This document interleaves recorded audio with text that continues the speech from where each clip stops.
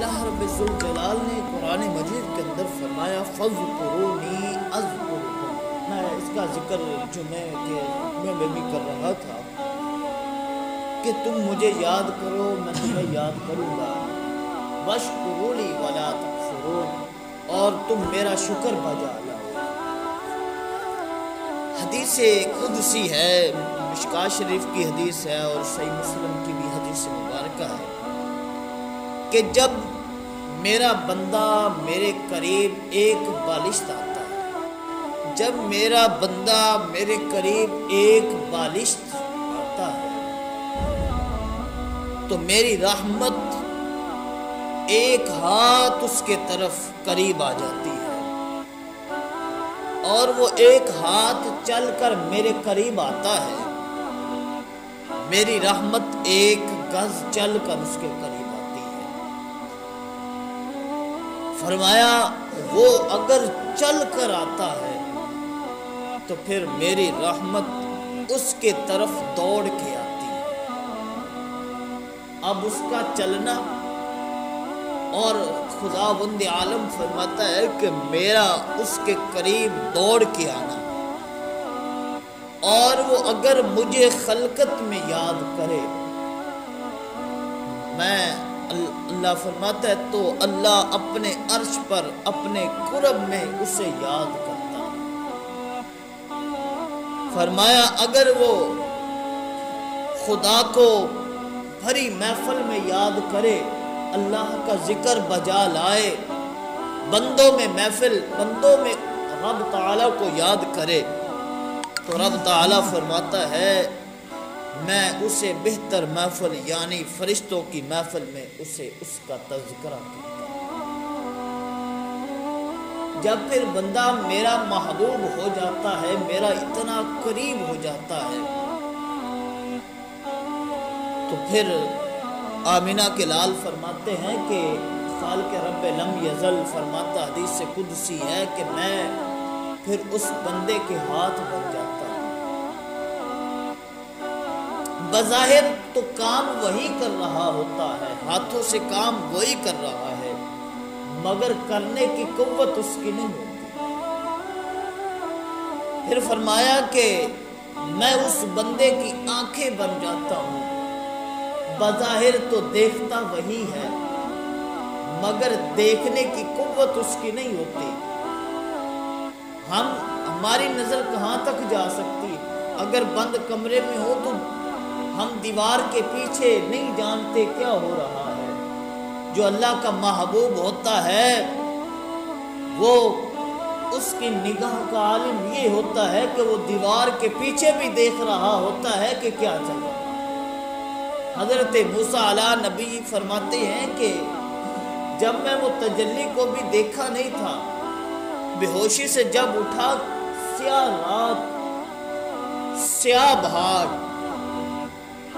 اور 100 میل بتایا جاتا ہے, کم و پیش ہو سکتی ہے, کم بھی ہو سکتی ہے, میل, سیاہ بہار, سیاہ رات اور سیاہ کیڑی کو میں نے چلتے بھی دیکھا اور اس کی آواز کو بھی سنا. یہ تھا اس اللہ کے محبوب بندے کا عالم, یہ بن جاتا ہے. پھر فرمایا کہ میں اس کے پاؤں بن جاتا ہوں, چلتا بظاہر وہ ہے مگر چلنے کی قوت اس کی نہیں ہوتی ہے. میں اس بندے کے کان بن جاتا ہوں, بظاہر تو سنتا وہ ہے مگر سننے کی قوت اس کی نہیں ہوتی ہے. جس طرح حضرت موسیٰ علیہ نبی 100 میل دور سے اس چونٹی کی آواز سن رہے ہیں. پھر دوسری طرف دیکھیے, آپ کے ذہن میں یہ بات آ رہی ہوگی کہ وہ تو وقت کے نبی تھے, ایسا اس لیے ہوگا. ہاں تمہیں میں بتاتا ہوں, حضرت عمر فاروق رضی اللہ تعالی عنہ آپ منبر رسول پہ کھڑے ہیں, جمعے کا خطبہ دے رہے ہیں. خطبہ دیتے دیتے آپ نے ایک جملہ ارشاد فرمایا. آپ نے فرمایا کہ یا ساریۃ الجبل, کہ اے ساریہ پہاڑ کے دوسری طرف دیکھ. تو صحابہ بڑے حیران کن ہوئے کہ یہ کیا ماجرا ہے۔ آپ نے پھر جب وہ جنگ کے بعد جب وہ لشکر واپس آیا، اسلامی قیادت کے بعد وہ اسلامی لشکر جب واپس پلٹ کے آیا تو صحابہ نے حضرت ساریہ سے پوچھا کہ ساریہ بتا کہ حضرت فاروق اعظم نے منبر پر کھڑے ہو کے ایک اعلان فرمایا تھا، تو ہزاروں میل دور جنگ لڑ رہا تھا۔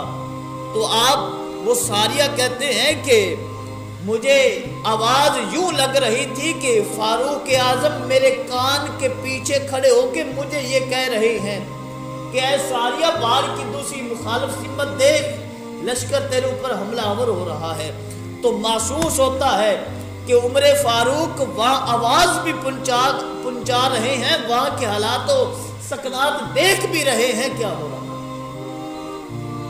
تو فرمایا کہ میں پھر اس بندے کی کان بن جاتا ہوں، بظاہر تو دیکھتا وہ ہے، سنتا وہ ہے، زبان بن جاتا ہوں، بولتا وہ ہے مگر بولنے کی قوت اس کی نہیں ہوتی، بولتا وہ ہے۔ میں اس کی ایک چھوٹی اور مثال بھی تمہیں دیتا ہوں تاکہ یہ بات جو ہے نا وہ واضح سمجھ میں آ جائے۔ ایک یہودی اور نصرانی جو ہے نا، یہ دو قومیں مسلمانوں کو تباہ و برباد کرنے میں شروع سے لگی ہوئی ہیں کہ کہیں یہ تباہ ہو جائے، مسلمانیت ختم ہو جائے۔ تو ایک وقت کے اندر انہوں نے ایسا کیا کہ وہ بڑا دور تھا اس وقت وہاں پہ بغداد کے اندر اور اس کے گرد و نواح کے اندر، بخارا کے اندر بہت بڑے عالم دین رہتے تھے۔ ایک عالم آیا اور آ کے اس نے کچھ سوالات رکھے ہوئے تھے، تو برآخر کسی کو وہ سوال نہ آ سکے تو انہوں نے پھر امام اعظم ابو حنیفہ کا بتایا۔ آپ آئے تو اس نے پہلا بتایا کہ اس نے یہ سوال کیا کہ بتاؤ اللہ کہاں ہے، بتاؤ، اس نے یہ سوال کیا۔ آپ امام اعظم ابو حنیفہ رحمہ اللہ آپ فرماتے ہیں کہ ایک دودھ کا پیالہ لایا جائے۔ دودھ آ گیا، آپ نے اس سے مخاطب ہوا اور اس سے کہا کہ منگوانے کے بعد آپ نے اس سے پوچھا کہ بتاؤ اس دودھ میں گھی ہے؟ گھیو جنوں آپ دے اپن بھی اندے چ گھیو ہے، گھی ہے؟ اس نے کہا جی بالکل ہے اس کے اندر گھی۔ آپ نے فرمایا کہاں ہے؟ فرمایا گھی تو ہے، دودھ کے ہر قطرے میں گھی ہے، مگر فرمایا کہ بتاؤ گھی ہے کہاں؟ اب وہ اس پر بے بس ہو گیا اور کہنے لگا کہ یہ بات تو ممکن نہیں ہے، بلکہ دودھ کے ہر قطرے میں گھی ہوتا ہے، میں آپ کو کیسے نکال کے دکھا دوں؟ آپ نے فرمایا کہ جب اس سے پہلے آپ دودھ سے گھی نہیں نکال سکتے، اسی طرح اللہ کے ہونے اور کہاں ہونے کا یہ بھی آپ تعین نہیں کر سکتے کہ اللہ کہاں ہے۔ پھر اب اس نے وہ اللہ رب ذوالجلال ہر جگہ موجود ہے، جس طرح گھی ہر قطرے میں موجود ہے، اسی طرح اللہ رب ذوالجلال ہر جگہ پہ موجود ہے۔ اب اس نے دوسرا سوال کیا کہ اللہ تعالیٰ کا رخ کدھر ہے، کہاں ہے، رخ کس طرح؟ اس پر امام اعظم ابو حنیفہ رحمہ اللہ آپ نے ایک چراغ منگوایا۔ چراغ سمجھتے ہو یا موم بتی؟ آپ نے وہ چراغ منگوایا اور اسے جلایا، اور آپ نے فرمایا کہ یہ جو چراغ اور یہ موم بتی جو جل رہی ہے، اس کی سمت کیا ہے، اس کا رخ کیا ہے؟ اب وہ کہنے لگا اس کا رخ تو چاروں طرف ہے، میں کس طرف کہہ سکتا ہوں؟ امام صاحب نے فرمایا اس کا جواب بھی تجھے مل گیا، جب اس چراغ یا اس موم بتی کی روشنی کی جانب تو متعین نہیں کر سکتا کس طرف ہے، تو پھر بات کرتا ہے اس نور حقیقی کا رخ کس طرف متعین ہو سکتا ہے۔ بتا جس طرح اس چراغ کی روشنی متعین نہیں ہے، پھر اس رب ذوالجلال کی تو رخ متعین کرنے پہ اترا ہوا ہے۔ اب جب وہ شرمندہ ہوا، ابھی بھی پھر اس نے اور سوال کر دیا کہ یہ بتا کہ اللہ کیا کر رہا ہے۔ اب اس کا یہ سوال بھی بنتا ہے، اللہ کا منکر تھا، اب اس نے اسے اس لیے ایسے سوالات اٹھائے ہوئے تھے۔ اب جب اس نے یہ سوال کیا کہ اللہ کیا کر رہا ہے، امام صاحب نے یہ سوال بڑا اہم ہے، امام صاحب فرماتے ہیں اس کے جواب میں آپ نے فرمایا کہ آپ اپنی جگہ پر مجھے آنے دیجئے اور آپ ادھر آ جائیے۔ وہ کیونکہ اونچا بیٹھا تھا تخت پہ، میں جناب یہ کر دیا وہ کر دے سا، آپ نے فرمایا اچھا کچھ بھی نہیں۔ آپ نے فرمایا کہ میں چاہتا ہوں آپ میری جگہ پر آئے اور مجھے آپ اپنی جگہ پہ آنے دیں۔ ٹھیک ہے، وہ آ گیا۔ چنانچہ یہ کرنے کے بعد آپ نے فرمایا کہ امام اعظم ابو حنیفہ فرماتے تو نے سوال کیا کہ اللہ کیا کر رہا ہے، میں بتاتا ہوں کہ ایک ادنا بندے سے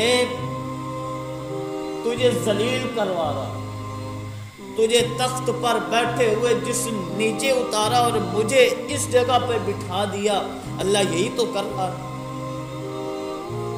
یہی تو اللہ کر رہا ہے کہ تجھے تخت پر بیٹھے ہوئے نیچے اتار دیا اور مجھے نیچے بیٹھے اس نے تخت پر بٹھا دیا، یہی تو اللہ کر رہا ہے۔ جب ان تمام سوالوں کے آخر میں جب وہ مان گیا تو اب اس نے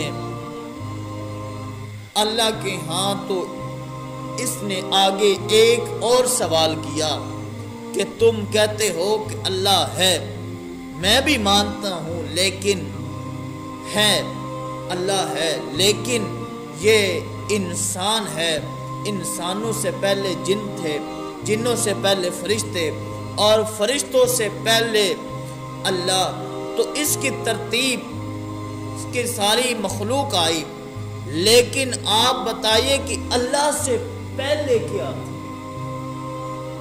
اللہ سے پہلے کیا تھا کہ انسان، پھر جن، پھر فرشتے، پھر اللہ، اور اللہ سے پہلے کیا تھا؟ امام اعظم ابو حنیفہ آپ نے فرمایا کہ 10 سے الٹی گنتی شروع کرو، مجھے سناؤ۔ اب اس نے سنانی شروع کر دی، 10 9 8 7 6 5 4 3 2 1۔ اب آپ نے فرمایا کہ نہیں، ایک سے پہلے بھی بتاؤ کیا ہے۔ اب اس نے پھر گنتی پڑھی، بار بار آپ فرماتے غلط ہے، صحیح کرو۔ اب وہ کہتا کہ میں کیسے کروں، ایک تک گنتی ختم ہو جاتی ہے۔ آپ نے فرمایا کہ جیسے ایک عدد سے پہلے کچھ نہیں ہے، اسی طرح اللہ سے پہلے کیا ہو سکتا؟ اللہ تو واحد ہے، اللہ کے بعد سب کچھ ہے، فرشتے ہیں، جن ہے، انسان ہے، مخلوق، یہ ساری چیزیں ہیں، مگر جیسے ایک کا عدد سے پہلے کچھ نہیں آ سکتا، اسی طرح اللہ سے پہلے کچھ نہیں آ سکتا۔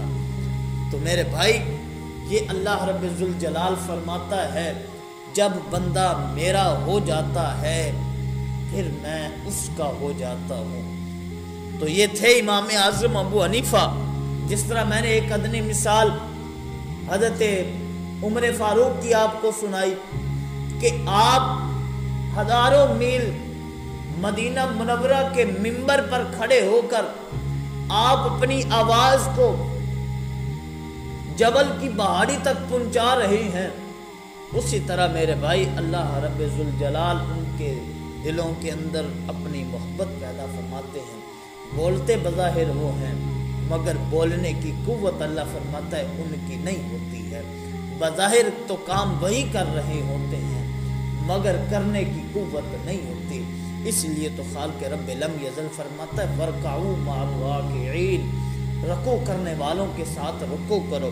اس کا مطلب یہ ہے کہ ہم اولیاء اکرام سے اپنا رابطہ مضبوط کریں اور ان سے، ان کی درگاہوں پہ جانے اور ان کے پاس جانے سے، کیونکہ وہ تو اللہ کے محبوب ہے۔ یہ نہیں کہ اتنے جناب لنگر ملے گا وہ کھا لیا بات ختم، نہیں، اب وہاں جانے سے بھائی میری مشکل ہے وہ حل ہو جائے گی۔ اس لیے وہاں جانے کا مطلب یہ ہے کہ انہوں نے اللہ سے رابطہ کس انداز میں کیا، انہوں نے اپنی لو اللہ کے ساتھ کس انداز میں لگائی۔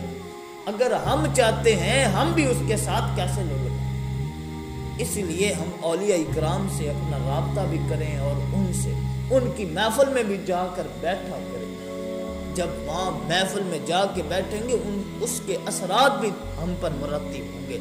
دعا گو ہیں کہ اللہ خالق رب کائنات حاضری کو قبول فرمائے۔ بسم اللہ الرحمن الرحیم، اللہم صلی علی سیدنا و مولانا محمد النبی الأمی وعلی آلہ وصحبہ وسلم صلی علیہ۔ ربنا تقبل منا انک انت السمیع العلیم وتب علینا انک انت التواب الرحیم۔ اے مولا قدوس حاضری کو قبول فرما۔ اے پیارے اللہ کریم، جو حدیث مبارکہ قرآن کی آیت ترجمہ کیا ہے اس کے اندر کوئی غلطی کوتاہی ہوگی تو درگزر کا معاملہ فرما۔ اے پیارے اللہ کریم، ہمیں پنجگانہ نماز پڑھنے کی توفیق عطا فرما، ذکر اذکار کرنے کی توفیق عطا فرما، حدیثات پہ عمل کی توفیق عطا فرما۔ وَأَفْوِضُ أَمْرِي إِلَى اللَّهِ إِنَّ اللَّهَ بَصِيرٌ بِالْعِبَادِ صلی اللہ تعالی علی خیر خلقہ محمد وعلی آلہ وصحبہ۔